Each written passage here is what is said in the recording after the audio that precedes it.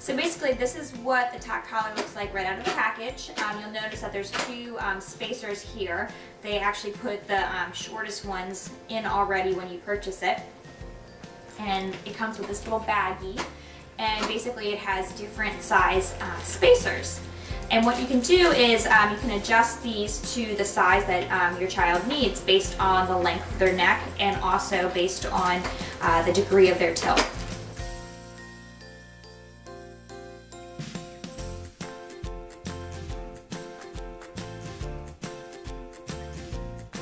So since the top collar is designed for babies as young as 4 months all the way to 10 years of age, it's going to come at a larger size. It's probably going to be a little too big if you're using this on a baby or a toddler. So what you'll need to do is get some scissors, and you want to trim this down to properly fit your child's neck circumference.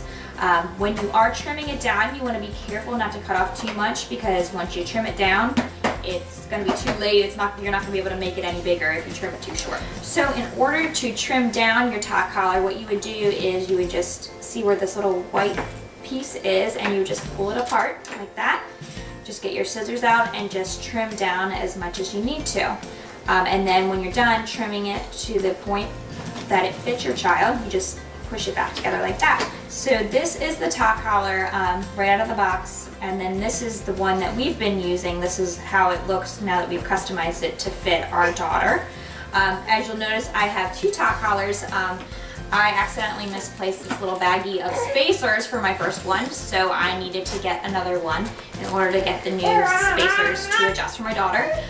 In addition, I figured it would probably be good to have a larger top collar on hand in case my daughter grows out of the one that I already trimmed down. We purchased these top collars from tot-collar.com, and they were nice enough to give me the second one at a discounted price.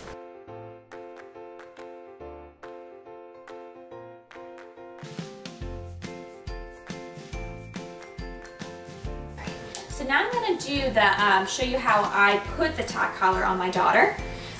She, just to warn you, she may cry or protest a little bit when I'm putting it on her. However, once it's on, she's usually fine. So she has right torticollis, which means she tilts her head to her right side. So the spacers are going to be on her right side of her head in order to keep her head midline. Now if your child has left torticollis, you want the spacers to actually be sitting on the left side instead of the right side like you'll see on my daughter. So when I get the top collar on my daughter, I want the first spacer to just sit right behind her ear, and it'll be sitting and resting on her trapezius muscle. Now when I put this on my daughter, what I'm going to try to do is get her to look to her left side, because I want to be getting the spacers on her right side. So I'm going to distract her with a toy so that she looks in her left direction. And then I'll just put this top collar on as quickly as possible.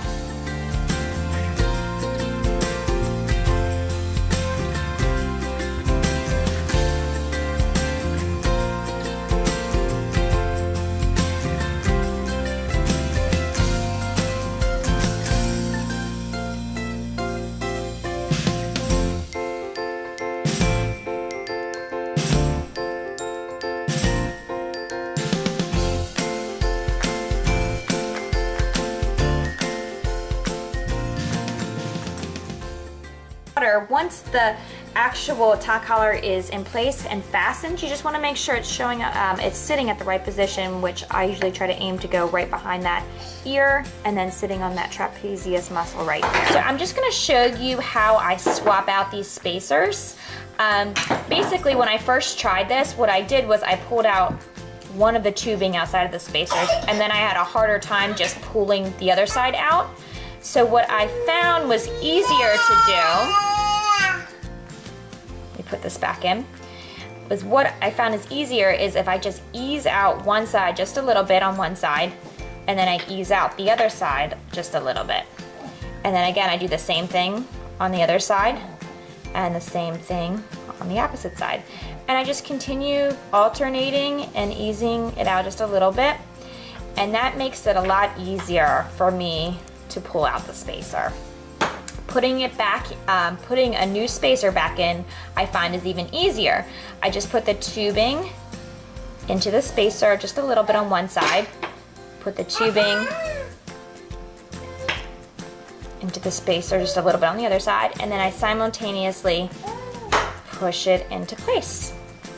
Also, again, these spacers can be adjusted and moved alongside of the clear tubing on the tot collar.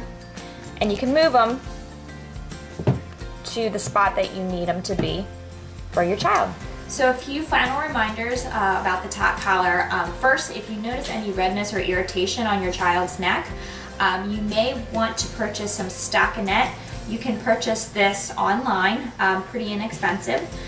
Basically what you would do is, it would have two openings like this, and if it doesn't, you can always cut it to make it so. And you would just feed the tot collar through the stockinette, and then one end's out and the other end is out here, and then you just fasten it like you normally would. Secondly, you want to make sure that your child is always under your supervision while wearing it. You never want to leave the child alone with the tot collar on. You never want to allow the baby or a toddler or child to be asleep with the tot collar on. And finally, you want to make sure that you can fit one adult finger between the tot collar and your child's neck. You want to make sure that they can breathe properly with it on, they're not choking with it, or it's obstructing their breathing in any way.